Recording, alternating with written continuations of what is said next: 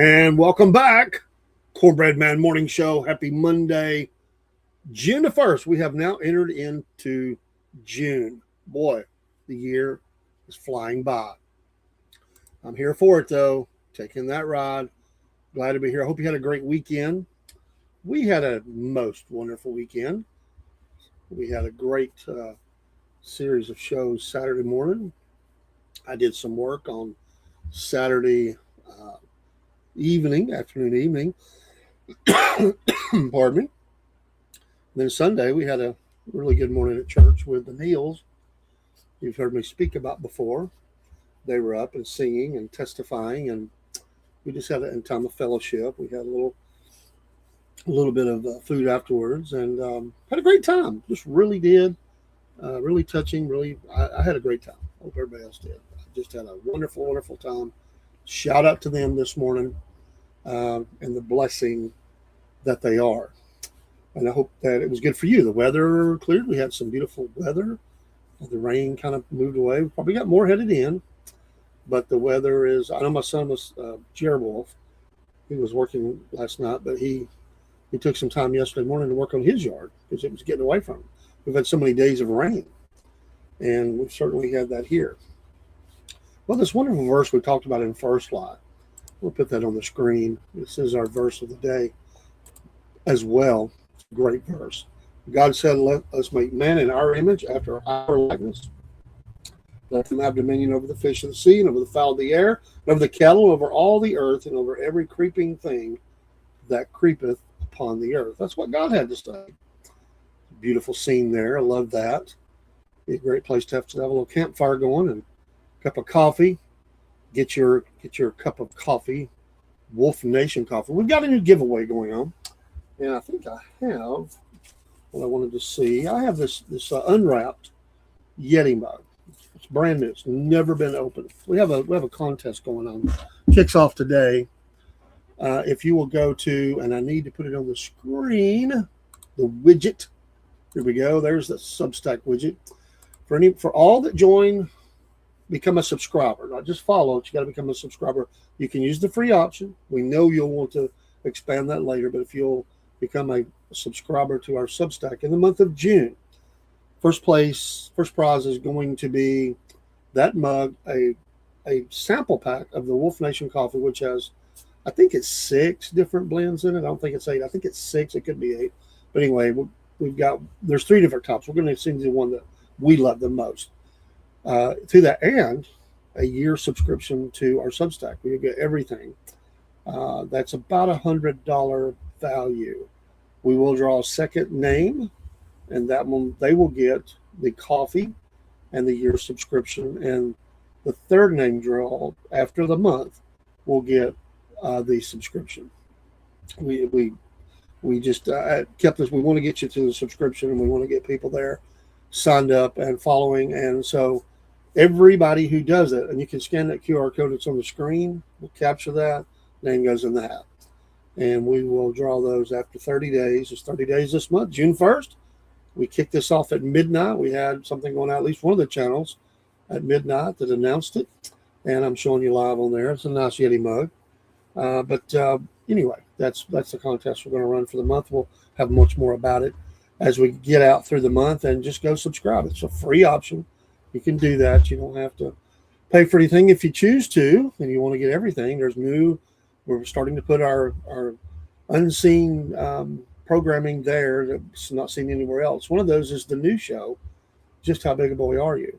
And this will have me and Biscuit Boy and others that will come in, but me and Biscuit Boy will be there every week, and the puppets will probably make an appearance in that as well. And they'll be also doing some new things within that. There'll be extra parts of the show, of some of our shows that will go there, and there will be interviews and things that we do. There will be parts of those interviews that go there. There'll be all just different. We have other new shows. So anyway, to see the full effect, if you go there, it's as little as $5 a month, or you pay by the year, you save $10. And so I think it becomes 50. Anyway, just helps us to expand programming here at the Wolf Nation Studios. But again, we're going to kick off this week and get going, get all of our shows back up and all the little doggies in a row, moving and doing as they're supposed to be. And hopefully the administration will as well. We said on Friday evening there was very close, according to the administration, to a deal. And late over the weekend, we've seen that the Iranians supposedly, although I want to get to that in a second, there's been some movement there. We don't know who we're dealing with. I think there's different entities, and I think if the president is patient here and pushes, the people are back in the streets, the internet's back on. There is things happening there. I think that who they're dealing with may not be the grand poobah, so to speak. I think this may be what's happening. They're putting pressure inside the country on that, and economically, they're holding them to a tough line and making sure, and not letting them weasel out because they're notorious for just saying anything to get a deal, backing you off. They've been playing delaying tactics already. But late over the weekend, they said they'd agreed to the nuclear part of it. Now, that doesn't mean they'll comply. That just says they have a framework of agreement over the nuclear part. But there's other parts.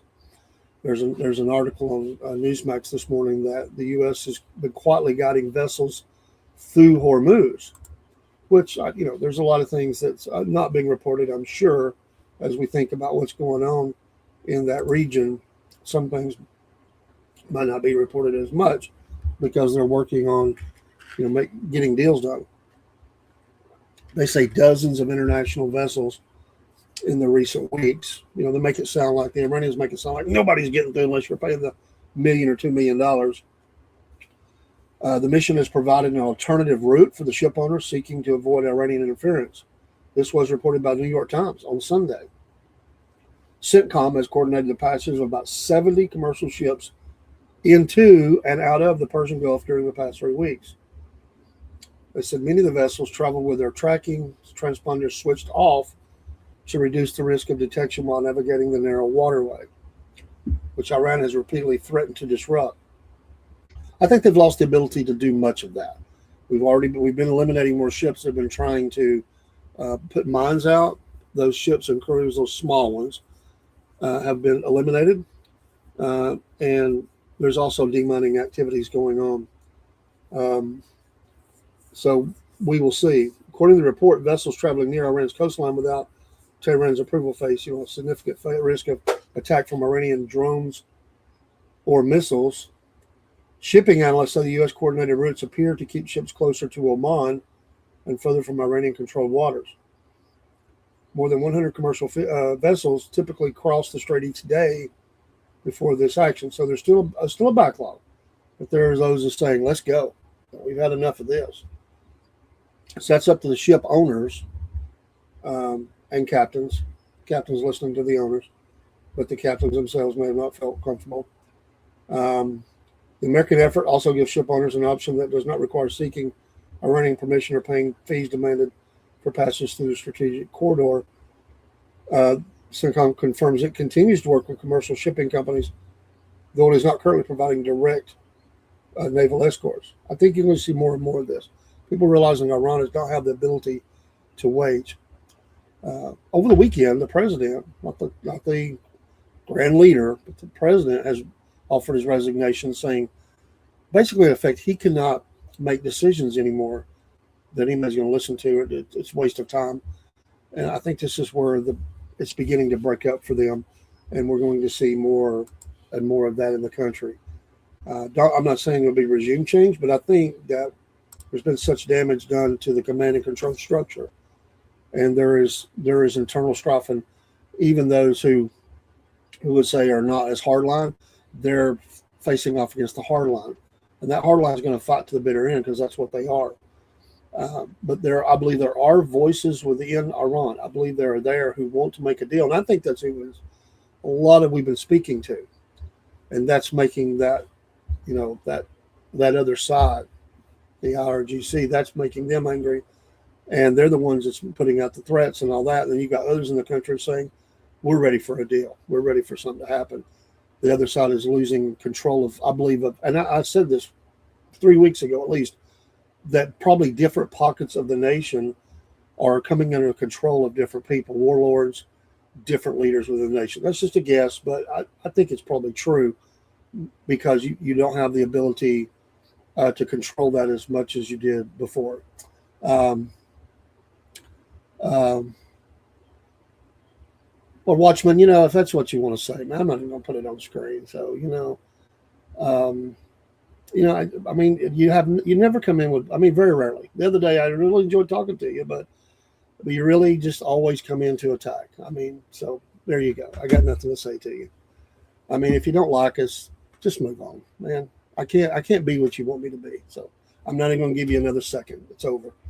Um, the president has slammed CNN for Iran nuclear claim. This also on Newsmax. He blasted CNN for reporting that his proposed agreement with Iran does not specifically address Tehran's nuclear program, calling the network's coverage false and misleading.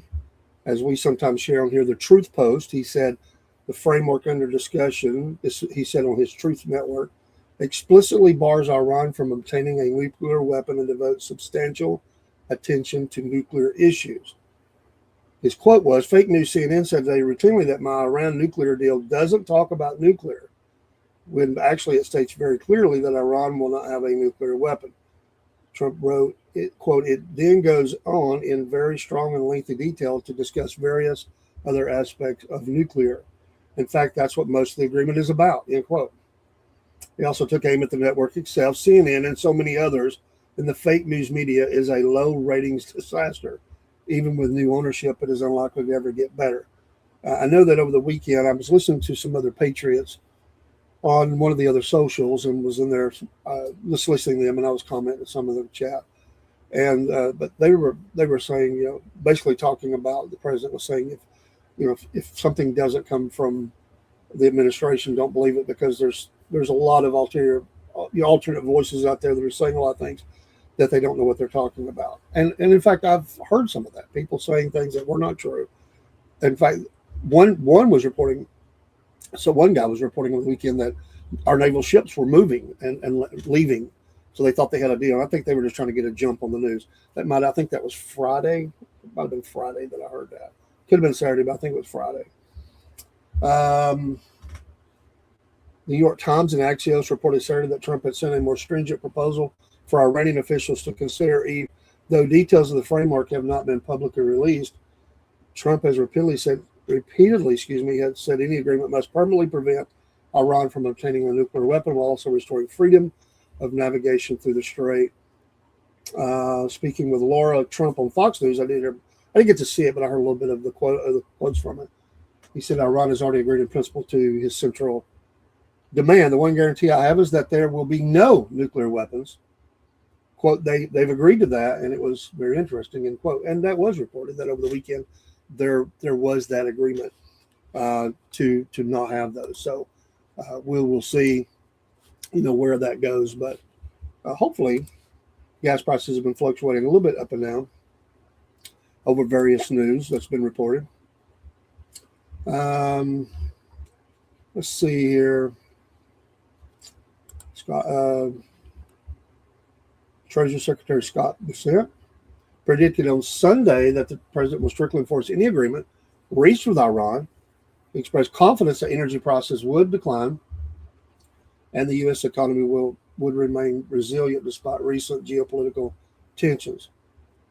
What I have confidence in is that President Trump is going to hold them to it. He said during an interview at the Reagan National Economic Forum in Simi Valley, California, if President Trump agrees to this deal, I will tell the Iranian leaders right now he will enforce it both militarily and economically. One key benchmark will be restoring freedom of navigation through the strait. There is a chance for the Iranian leadership to become a normal country. They've been a pariah country for 47 years. They're the largest state sponsor of terrorism. This is from Scott Bessent over the weekend, Treasury Secretary. Asked whether Trump would, quote, finish the job, end quote, in Iran, Bessent said success would be measured by preventing Tehran from obtaining a nuclear weapon and ensuring maritime security. If finishing the job means making sure that the Strait of Hormuz is open that we get the highly enriched uranium and that Iran doesn't have a nuclear weapon, that is finishing the job. And turning to the economy, he said recent inflationary pressures were limited and largely driven by energy cost. It's a very limited spike. He said, if you look, it's very energy driven. It's supply shock. We will get to the other side of this. He said the financial markets were looking beyond current disruptions and reflected confidence in the administration's broader strategy. Quote, markets live in the future. Markets are looking through this. They also predicted lower energy prices in the months ahead. Oil prices, crude, West Texas is down about 20-25% from closing peak. Gasoline prices are down, I think, about 5% now, and they will get back down. And we have seen some fluctuations in that over the last few days. You know, and again, those fluctuations right now are, you know, small, and so you're still paying more, but it does show that, you know, they live and die by these different news articles, things that happen. He talked about growth in manufacturing and factory construction. Manufacturing, construction is up 17% to 19%.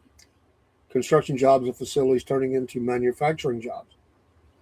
Asked about legislation pending in Congress, Bissett said he remained confident Republicans would advance key priorities despite delays in passing a reconciliation package.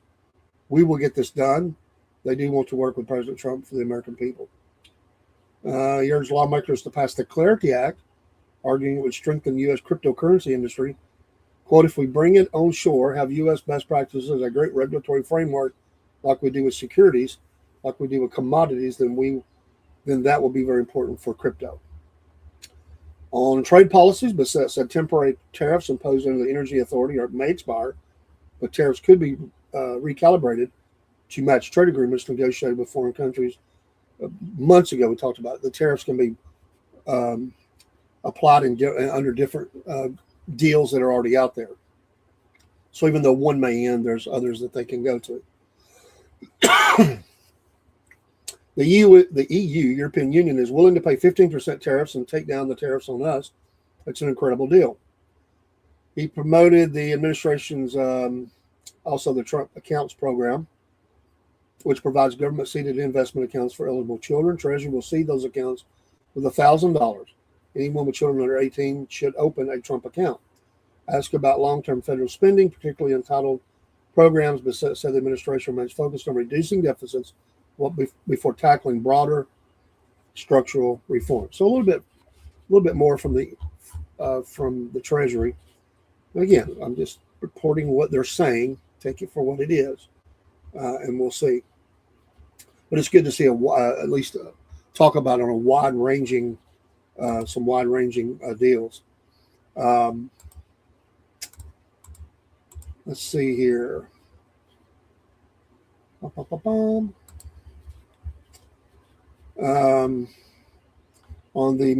in the Middle East, Israel make its deepest penetration into Lebanon. Israel's flag flew over the medieval fortress on Beaufort. In Lebanon on Sunday, it warned Lebanese civilians to evacuate large areas of the south of the country ahead of stepped-up ground operations. Shelling was audible and smoke rose from the surrounding areas. The invading army's banner was seen by AFP above the castle, which Israeli forces famously used as a base during the previous 2-decade-long occupation. Defense Minister Katz said troops had captured the historic strong point, which commands sweeping views of South Lebanon as they expand their ground operations, which the Prime Minister has condemned as scorched. Lebanon's Prime Minister has condemned as scorched earth policy. 44 years after the heroic Battle of Beaufort, and on this day commemorating the soldiers who fell in the First Lebanon War, our troops have returned to the summit of Beaufort and once again raised the Israeli flag there, Katz said on a social media post. Under Prime Minister Benjamin Netanyahu, and at my direction, the IDF has expanded operations in Lebanon, across the Litani River, and captured the Beaufort Ridge, one of the most important strategic points for defending the communities of the Galilee and safeguarding the security of our forces. The push to Beaufort comes as Israeli military issued a sweeping evacuation order areas south of the Zarani River, north of Litani and around 25 miles from the border, warning that it was targeting the Iran-backed Hezbollah armed group. They've hit them pretty hard. I think over 900 of those terrorists are now dead. If I remember right from the weekend, Anyone present near Hezbollah elements, facilities, or combat means endangers their life. Any building used by Hezbollah for military purposes may become subject to targeting, Israeli military spokesman said in a social media post. A significant number of IDF ground soldiers commenced offensive operations aimed at expanding the forward defense line. The operation is currently expanding to additional areas, Israeli military said. Lebanon's Prime Minister Salam had accused Israel on Saturday of pursuing a scorched-earth policy and collecting collective punishment in the south, urging a halt to the fighting and warning it was destroying towns and villages and forcing their inhabitants into exile. Military delegations from both countries held security talks in Washington on Friday, with more U.S. brokered negotiations planned next week. Salam said the outcome of the negotiations was not guaranteed, but called them the least costly path for our country and people. What a shame for Lebanon. They've just been used by terror organizations for so long as such a promise of a country and what it could be, and continue to do that. It's just if you look at all these countries, if they could ever come together, tourism it would be amazing for all of them. They have so many sites that would be amazing to see. But again, they're not always able to. Good morning, Sugar. I hadn't seen the Sugar Nights. I hadn't seen you in a while. I kind of bouncing back between the two Instagrams, and I know this one I couldn't use for a while. We had to get it switched around. But we morning. It is here right now. It's 6:28 a.m. on the Eastern Standard Time. And you're probably sometime. Yeah, you're probably in the afternoon, right? Or evening, late evening. Good morning to all of you on Instagram. But just a little bit of that. There's a lot going on, and let's pray that we'll be out of there very soon. Let's see here. Another article: U.S. takes steps to halt the NVIDIA AI chip shipments to Chinese firms outside of China. The U.S. Department of Commerce on Sunday moved to close a year-old potential loophole it had created that may have led companies to export the world's most advanced chips, like NVIDIA's most sophisticated Rubin and Blackwell processors, as well as AMD's MI350X, to Chinese entities located outside China. The unexpected guidance suggests the United States' best AI chips may have been making their way to subsidiaries of Chinese AI firms based in places like Malaysia for almost a year, despite broader U.S. efforts to starve Chinese firms of semiconductors needed to develop critical AI capabilities. The new guidance was posted on Commerce Department's website on Sunday. It is unclear how many of the chips have been exported in the year that Trump administration left the door open. One chip industry source with deep supply chain knowledge estimated it was in the hundreds of thousands.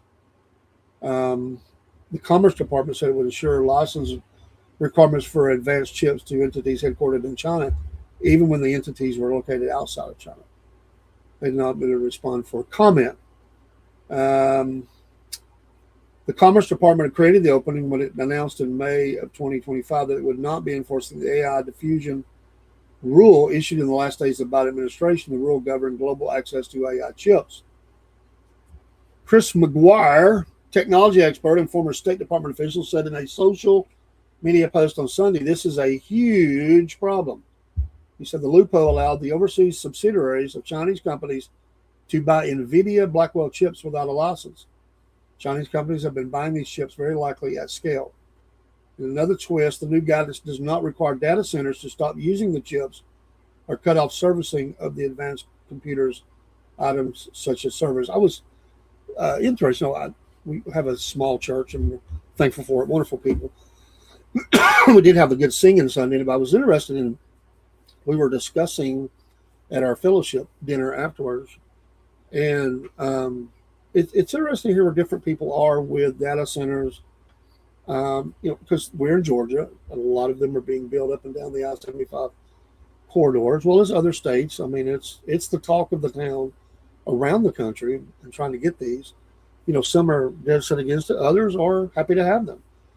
So there is a give and take even among the um, even among the church, where this stands and what it is. And some say, well, let's preserve the farmland. Others are saying this is not farmland; it's land that's not being used. Let's make it useful and build them.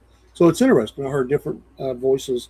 Let's sit back and listen to that and listen to what they had to say, gaining feeling about where each individual was. We're a collection of individuals that make up a church, but some saw it in different ways. Very, very not extremely hard stands, but just saying, it wasn't an argument or nothing like that. We're just having a discussion, which we should be able to do. Sometimes it gets hard, but not with that. It was actually family that they were just talking, and even in that family, we're all family. We're Christians, but even in that family, there were people who had differing opinions about it. It was interesting to hear that conversation. So we'll see. Um, I think that the towns and communities see it, see the ones that are being considered for data centers see it as a way out of maybe some financial difficulties they may have had. Maybe an area doesn't have. A lot of these are in areas, because there could be in areas where a lot of land is available for the manufacturing and building of these things, and some of them are taking steps to upgrade utilities. Have uh, the capacity to do that. You got to have a lot of power. And I understand all the issues. I get it, but I'm just saying from that perspective, there are communities that are excited about it, and you hear about it, and not just in Georgia, but across. I've seen it in Tennessee and Virginia, and oh my goodness, many other states where this is amping up, and they want the tax base, they want the construction jobs and other jobs that will come with that, and they see it as a good thing. And others are dead set against it. So it's not going to stop. I mean, again, we're in a time frame where I don't think you're going to see that stop at all. But there's more and more of them being built, and Georgia is a destination for a lot of them. So it is, it is something it's going to keep happening. And if this community doesn't want it, then they're going to say, well, then the next community is going to get it, and we better get in while we can. So people are either upset or they're happy, or it's or just indifferent to it. They don't even care. So it's kind of all over the spectrum of how people feel about the data centers. So some would have you think that all the people are against it, and that's not true, because I just heard it yesterday. Those who are saying build them, and then others will say I'm not against them, but I don't like them taking farmland. Or those that are dead set against and said I don't like them because of what they're doing to the soil and water and the sound and what they're all that. So it is an interesting time we live in. And I love the time frame we live in, because every day we're getting closer to the return of the Lord, and we got a front row seat to a lot of things. Although it will take at times it's going to be hard things to watch. The Freedom 250 concert, President says he's going to scrap that. Some artists have pulled out. He's talking about a rally instead. He wrote on True Social. Pitched a giant Make America Great Again rally in place of the music lineup. Tied his frustration to a federal judge's ruling Friday stripping his name from the Kennedy Center. The concert series, slated to run June 25th through June 10th on the National Mall as part of the 16-day Great American State Fair, lost 6 of its 9 announced acts within 48 hours of the line's rollout. They were taking heat, and they backed out. Among those who backed out was Martina McBride, Brett Michaels of the rock band Poison, who has his own band and tours, and has been touring with them, Young MC, the Commodores, Morris Day and the Time, and Milli Vanilli. Several citing what they described as a misleading pitch that the event was nonpartisan. C+C Music Factory, Vanilla Ice, and Flo Rida remain on the bill. Trump's evening post followed a morning message in which he floated the idea of headlining the opening ceremony, accusing the departing performers of having the yips, casting himself as a draw bigger than Elvis Presley in his prime. By nightfall, he had shifted from substitution to abandonment. We should give a giant Make America Great Again rally for 250 instead of having overpriced singers who nobody wants to hear, whose music is boring, and yet who do nothing but complain, he wrote, cancel it. In the same post, Trump linked the cancellation push to U.S. District Judge Christopher Cooper's Friday ruling, posting that Cooper is a highly conflicted, crooked federal judge and predicting that, quote, the Kennedy Center will collapse both structurally and financially, end quote. He singled out Cooper's wife, attorney Amy Jeffers, and said the judge should be impeached. Trump described the center as, quote, broken, unsafe, but said hundreds of millions of dollars of his own time and money would have been required for its restoration. Cooper's 94-page opinion ordered Trump's name removed from the center within 2 weeks and blocked a planned 2-year closure for negotiations. And I'm not sure the name's going to come off. There's been some late news that maybe that won't happen. Anyway, the judge made a ruling. You can go read that. That's 94 pages of legalese. Freedom 250 organizers said the celebration would go forward. Spokesperson Danielle Alvarez announced that Trump will personally open the festival on June 24th. And spokesperson Rachel Reisner said the group, quote, remains fully committed, end quote, to the National Mall events and welcomes any performer who wants to return. The president has issued no formal cancellation order. Whether the remaining acts perform and whether organizers can replace the dropouts will determine whether the concert series survives in any form. I'd say just move it to the south. Security concerns will be taken care of. All these things tie together. People, fans of some of these artists, they don't want politics or partisanship. That's some of it. Some of it's probably threats. Some of it's, they just don't want to be caught in the fray or whatever. I don't know.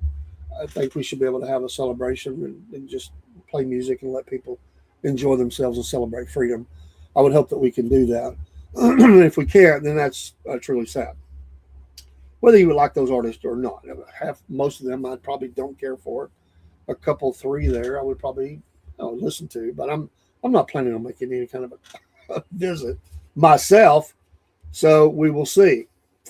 I just don't probably will not travel too much except in this southeast region for the rest of my life. With the loss of my wife, it's just I don't know. I don't really want to travel too much, but I will for stories and things like that. In fact, we're going to go down and do a story on a very old family farm operation in Georgia that goes back a heck of a long time. I need to connect up with them. They were said wait till after mid-May. They were wanting to really highlight the greenery and stuff that they have. We called them kind of early, so I've got to call them back. And I might just drive down there. We might just drive down there and do the story from their place, and that would be even better. So we'll see. We will see. The Pentagon pushes battlefield AI. Some military leaders urge caution. A little bit more about AI. The administration is pushing to unleash the power of artificial intelligence for the U.S. military. While facing calls to put up guardrails around the rapidly developing technology for some companies, and even notes of caution from top leaders in uniform. Admiral Frank Bradley, head of the U.S. Special Ops Command, told attendees of a recent annual Special Forces conference in Tampa, Florida, that, quote, the troops, quote, have to be very careful about how we come to AI's employment and its inspiration into the delivery of lethality, end quote. Bradley said he can see a future where AI determines what targets to hit, but we as humans have to have the confidence that it's going to deliver violently only where we intend it to be delivered. That's always been a part of the discussion. The remarks from Bradley, who oversees the units that handle the military's most difficult and dangerous operations, about the need to ensure safeguards come at as his boss, Defense Secretary, or Pete Hegseth, is pushing to rapidly evolve the military through AI. It is a push that has led to clashes with some tech companies worried about safety measures. Hegseth has insisted that the Pentagon be allowed to use the technology any legal way it sees fit. He told an audience of SpaceX employees in January he would reject any AI models, quote, that won't allow you to fight wars, end quote, and that his vision for the technology was systems that operate, quote, without ideological constraints that limit lawful military applications, end quote. AI's use in the military is part of the Republican administration's larger push to grow the capability to see it as a unique American advantage, even as it faces pressure to ensure responsible safeguards. I would say that regardless of what we do, our enemies are going to use it as quickly and rapidly as possible.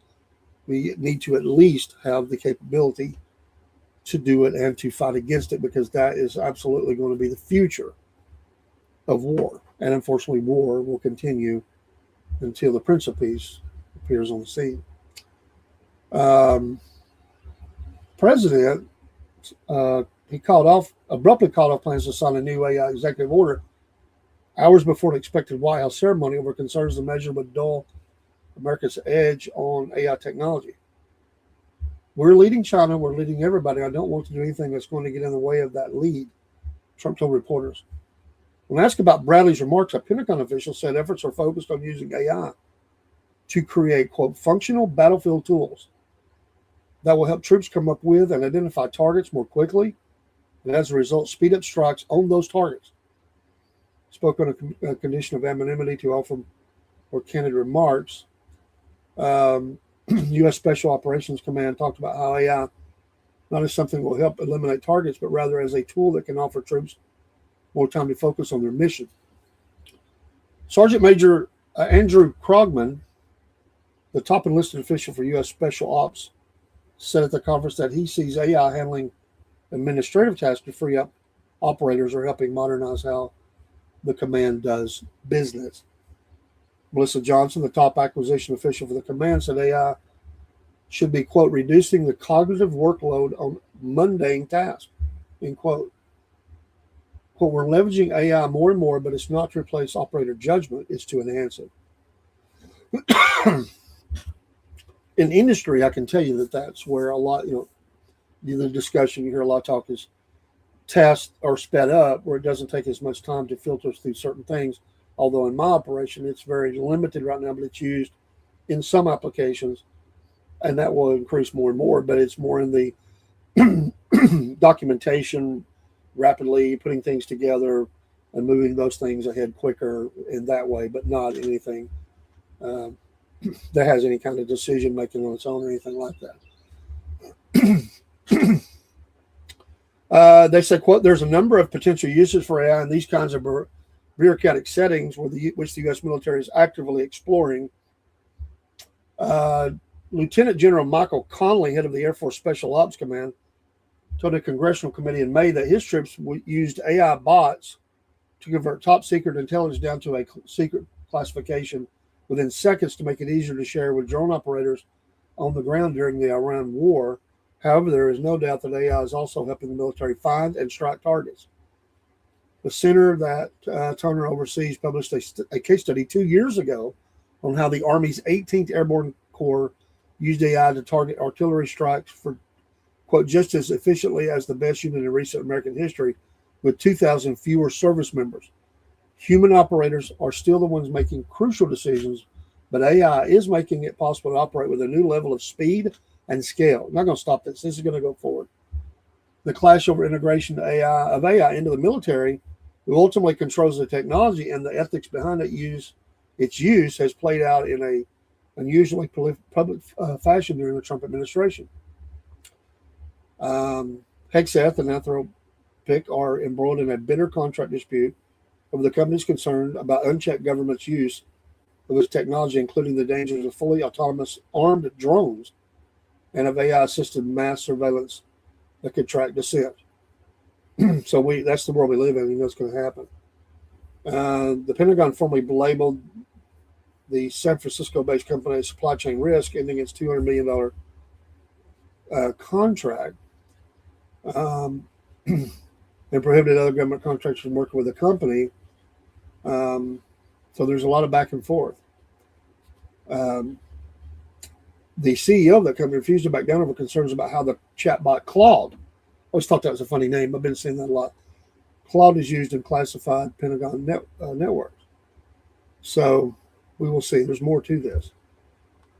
The Pentagon has since emphasized its turn to Anthropic rivals, including Google, OpenAI, and SpaceX, to secure AI technology that can augment warfighter decision-making in complex operational environments. This is the new war. I mean, which AI, which one's going to be used? They're all fighting for legitimacy and control and sales, all those things.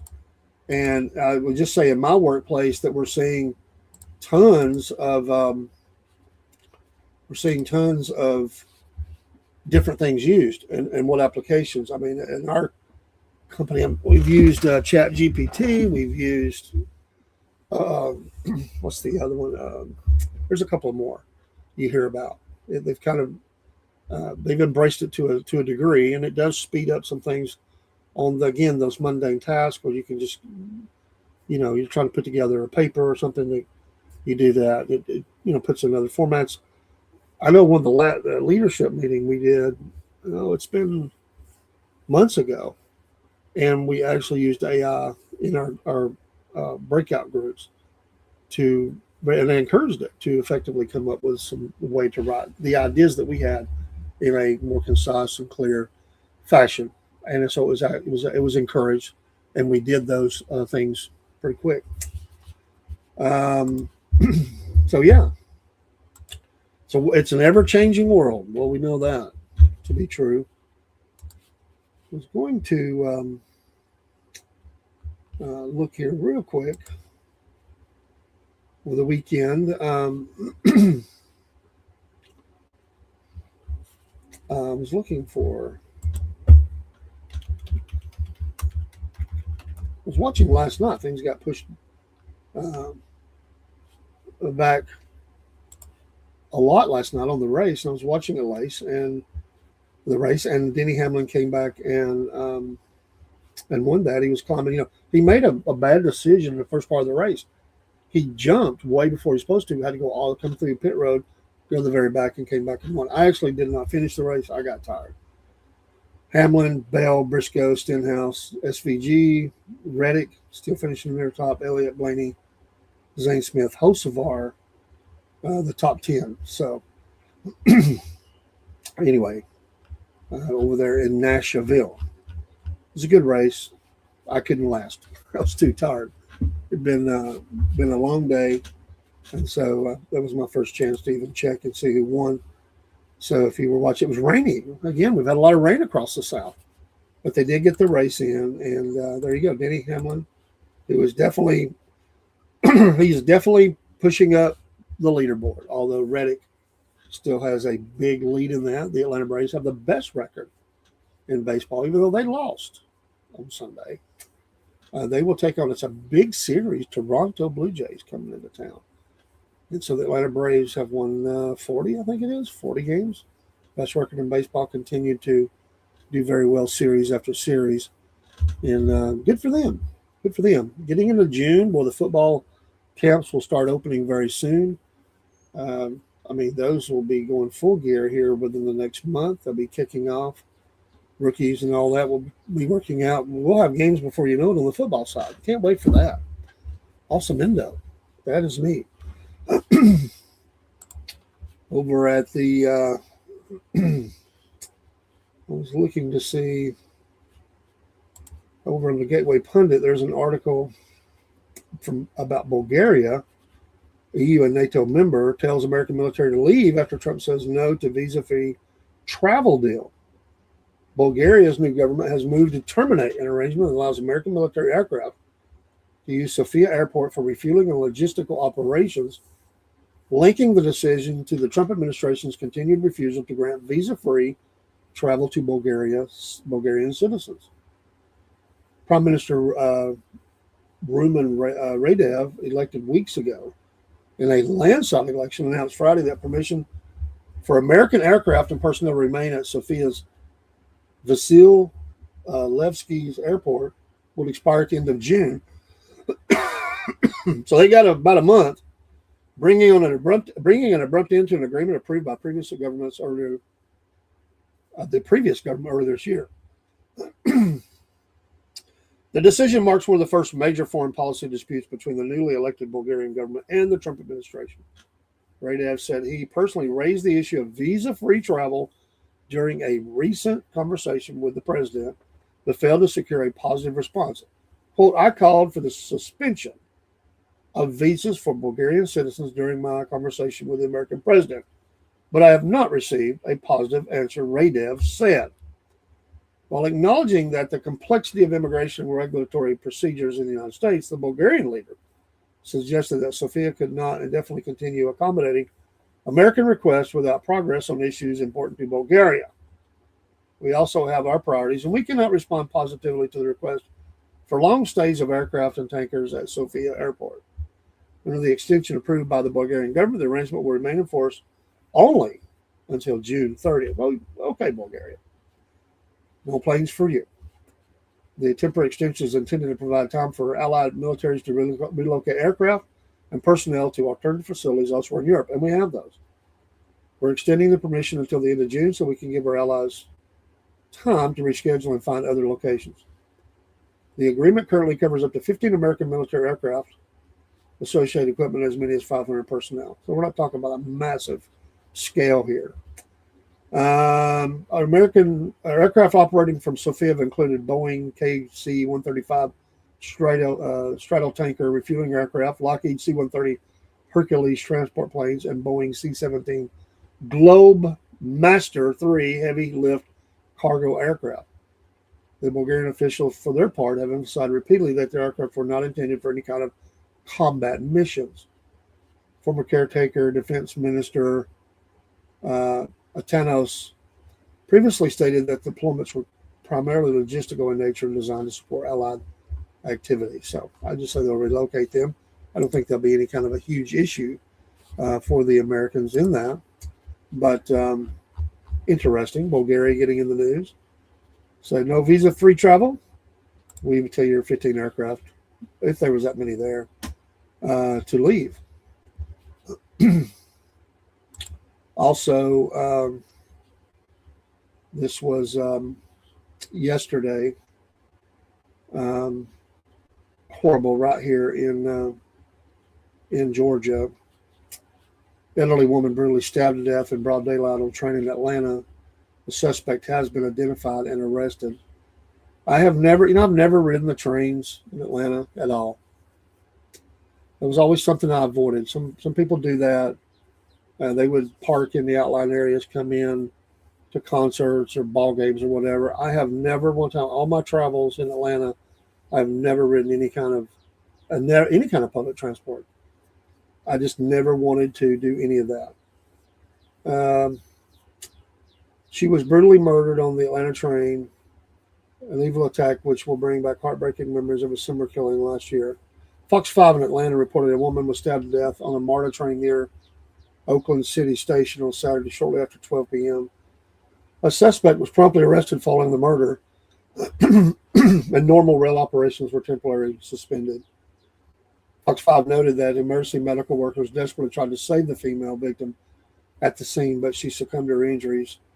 MARTA police stated that several bystanders witnessed the brutal murder, probably did nothing. I mean, I didn't see the video, but that's what happens nowadays. This is a statement from Fox 5 from the MARTA police.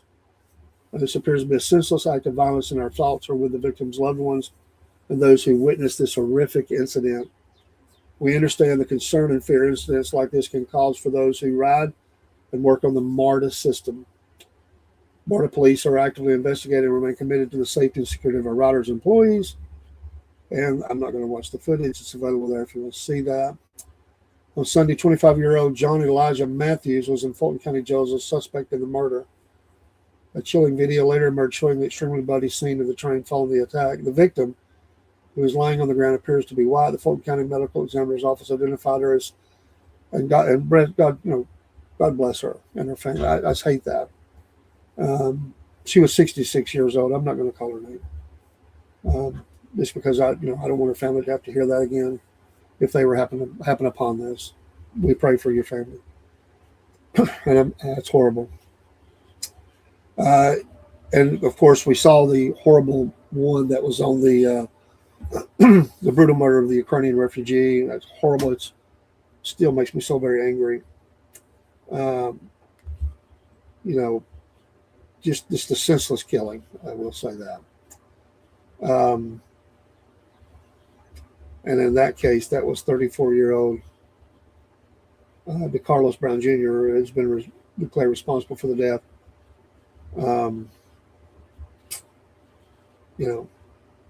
Sickening, just sickening. That's somebody's, mother, sister, daughter, whatever.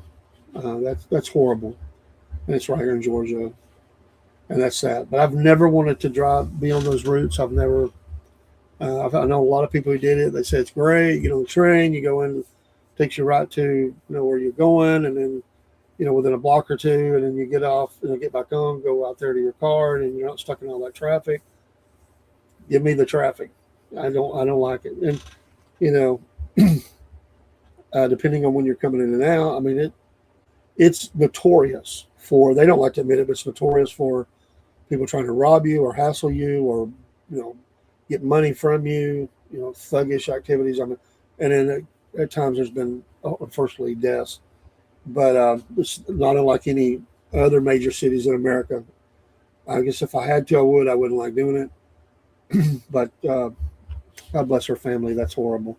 I hate that for them. That's our show this morning. We'll be back tonight with 2 or 3 shows. Racing show will be Wednesday.